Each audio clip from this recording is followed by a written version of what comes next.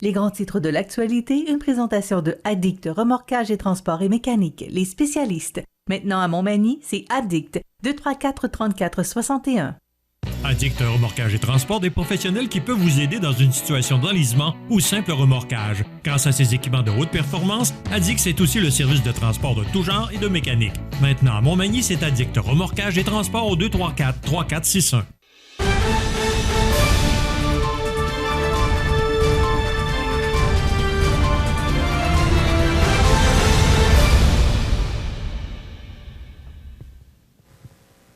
Les grands titres de l'actualité de ce mardi, le 28 juin 2022. José Soucy, bon matin. Bon matin. José, d'abord, tu veux nous jaser ce matin d'un drôle de point à l'ordre du jour de la MRC de Montmagny. C'était le point 5.4.2 et c'est inscrit incident. Explique-nous. Oui, parce que là, je t'explique un peu. Le point 5.4, on parle du complexe culturel et sportif en santé durable. Bon, là, je te raconterai pas ce qu'on a en dessous. Mais il y a un point qui est le 5.4.2, comme tu l'as si bien dit, et ça se nomme incident. Et je le lis comme suit. La direction générale informe le conseil d'un incident survenu en amont de la conférence de presse du 30 mai dernier. À titre d'employeur, la MRC ne peut tolérer certains comportements. La MRC a une politique de harcèlement adoptée en 2018, ainsi qu'un code d'éthique qui régit les interactions et des actions ont été prises en ce sens. J'étais voir quelle conférence de presse qui avait lieu le 30 mai, parce que la MRC n'en fait pas toutes les semaines, là, malgré qu'on en fait quand même régulièrement. Et c'était la conférence de presse avec Marie-Ève Proulx, où on déposait le document supposément bien ficelé à Marie-Ève Proulx pour que celle-ci le transforme en document politique, pour ensuite aller le présenter au ministre concerné, voire peut-être même le premier ministre. Et tu te souviens que je t'avais dit qu'à cette conférence de presse-là, on était supposé avoir un communiqué de presse qu'on n'a jamais eu et qu'on m'avait parlé un peu qu'il y avait eu une certaine problématique avec le bureau de Marie-Ève Proulx. Là, j'ai parlé ce matin avec Justine Caron. Elle n'avait pas le temps de me jaser davantage parce qu'elle avait une rencontre Zoom et c'est normal, elle est occupée. En contrepartie, je vais lui parler vers 11 h ce matin et au courant de la journée, soit que j'écris un texte qui va être dans le bulletin de nouvelles demain matin, ou on va en parler, peut-être pas demain, parce qu'on va voir M. Généreux qui va venir présenter son bilan de session, mais en l'occurrence, jeudi. Jeudi, je pourrais vous en parler si, bien entendu, il y a matière à discussion. Bon, ce que je comprends, ce que tu avais mentionné ce matin-là, et des gens l'ont appris sur nos ondes, qu'il y avait un communiqué de presse qui devait être émis et qui n'a pas été émis. Exactement. Ce que je sais, c'est que la MRC avait préparé un communiqué de presse et que finalement, il y a eu peut-être une problématique avec le bureau de Marie-Ève Proulx et finalement, on n'a pas eu de communiqué.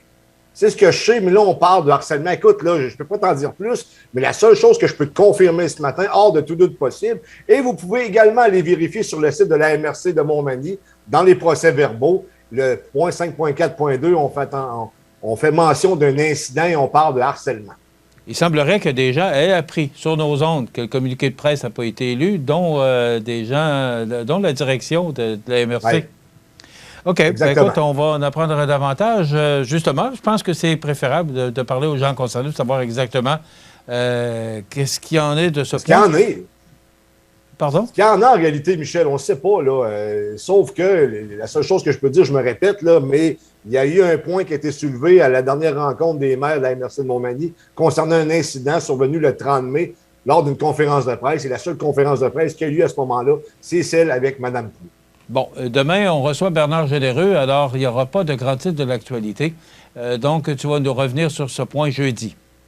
Oui, mais possiblement que demain, dans le bulletin de nouvelles, on devrait en savoir davantage concernant cet incident. Okay. Mais tu pourras commenter jeudi, justement, suite aux entretiens que tu auras avec les gens concernés. Exactement. OK. Écoute, tu nous mentionnes que M. Legault aurait été hué à la fête de la Saint-Jean. Tu es un peu surpris de ce que tu mentionnes là? J'ai pas l'extrait, là, ça roule abondamment sur Internet ou sur les réseaux sociaux. Vous pourrez trouver ça assez aisément. Mais effectivement, le 23 ou le 24, il y avait un spectacle des Cowboys fringants. Je ne sais pas c'est où, Michel. Là. C'est peut-être à Québec ou à Sherbrooke. Je n'ai pas fait mes vérifications. Ceci dit, lorsque le premier ministre du Québec s'adresse à la foule, il se fait fortement huer, même que celle qui co-anime, je ne sais pas trop, là, elle commence à dire à la foule, ayez un peu de respect pour le premier ministre du Québec. Pourquoi je te parle de ça ce matin? Parce que tu sais qu'on dit que François Legault est environ à 46 % dans les sondages, ou son parti du moins.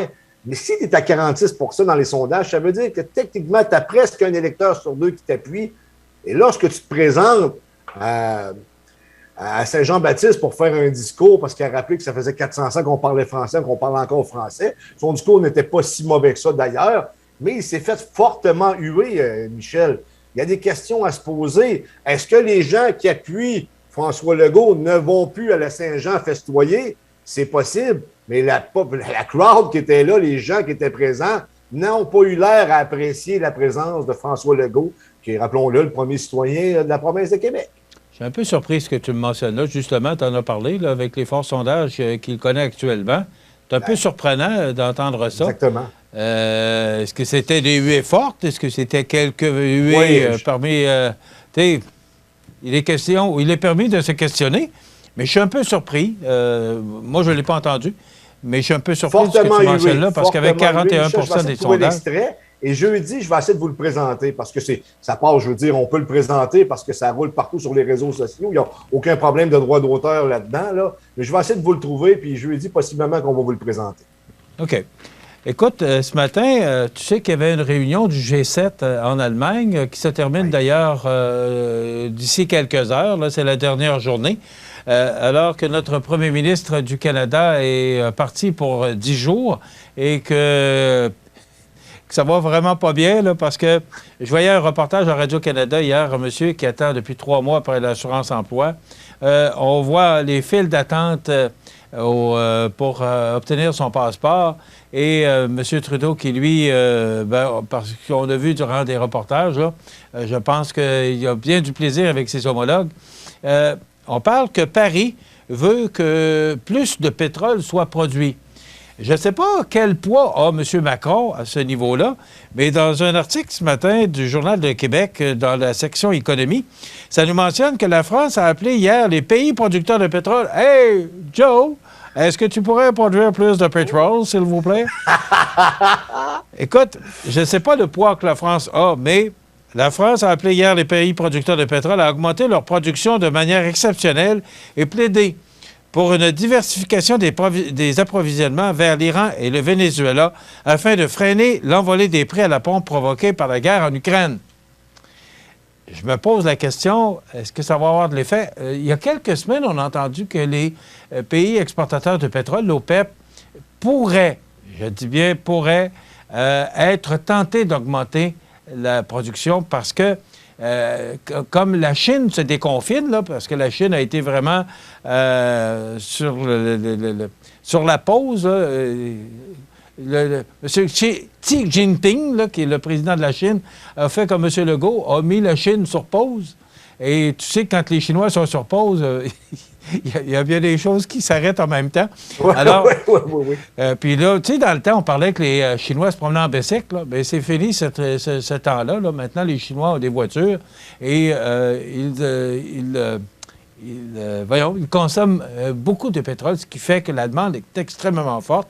Alors là, avec la guerre en Ukraine, les Chinois qui recommencent à voyager, bien là, la demande est très forte, ce qui fait augmenter le prix du baril. D'ailleurs, on remarque, on voyait tout à l'heure dans les informations boursières que le prix du baril a encore commencé à augmenter.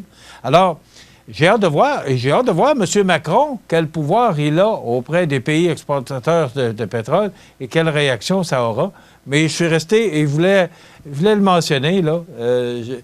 Tu sais, Emmanuel Macron qui prend le téléphone et qui appelle les producteurs. « Ouais, mais écoute, il faudrait bien que tu augmentes ta production, là, ça coûte cher. » J'ai hâte de voir quelle réaction les pays producteurs vont avoir. Essentiellement, Michel, ce qu'on assiste actuellement, c'est la fin de l'hégémonie occidentale dirigée par les Américains et les États-Unis. On s'entend que le président actuel, Joe Biden, est extrêmement faible. Je pense que c'est le président le plus faible de l'histoire de ce pays-là. Il n'a à peu près aucun impact sur la scène internationale. Et on le sait, là, on se commence à parler qu'il y a des problèmes de mémoire, puis on a l'impression du côté des Américains qu'on n'est pas en voiture tant que ça. Et son taux de satisfaction, je pense, est très bas. Et ça fait longtemps, très longtemps, voire du jamais vu qu'on a constaté un taux de satisfaction aussi bas envers un président américain. Et là, tu regardes les Russes qui se revirent d'abord parce qu'il y a des sanctions de l'Occident en raison de la guerre ukrainienne et qui augmentent peut-être de 50 % ses exportations de pétrole en Chine. Et en Chine, je ne sais pas si tu le sais, ils sont à peu près 1,5 milliard de personnes. Je veux dire, c'est un gros marché là-bas. Là. Ensuite de ça, tu as l'Inde à côté qui sont quoi, 1 milliard. Là, je suis toute réserve, mais ils sont immenses. Je veux dire, la moitié de la planète se situe pratiquement dans ce secteur-là. Et c'est comme le reste. Il fut un temps, au 17e siècle, c'était l'hégémonie espagnole. Ensuite de ça, on a connu l'hégémonie britannique. D'ailleurs, on est issu de cette hégémonie-là. Ensuite de ça, c'est l'hégémonie britannique, anglo-saxonne, qui s'est transformée en l'hégémonie américaine. Et là, maintenant, c'est en train de changer. Est-ce qu'on assiste, comme Talleyrand disait, qui était l'ex-ministre des Affaires étrangères de l'empereur français Napoléon Bonaparte, pas un contrôle, mais une répartition des forces, un équilibre des forces, voilà. Peut-être que c'est ça qu'on assiste. C'est extrêmement compliqué à comprendre, mais n'oublie jamais une chose, Michel, c'est que les pays défendent des intérêts et non des valeurs. Toujours. Merci, José, pour ce point. Il est très intéressant. On verra bien la décision des pays de l'OPEP. Ça complète. Demain, congé. Bernard Généreux sera avec nous jusqu'à la fin de l'émission. Merci, José.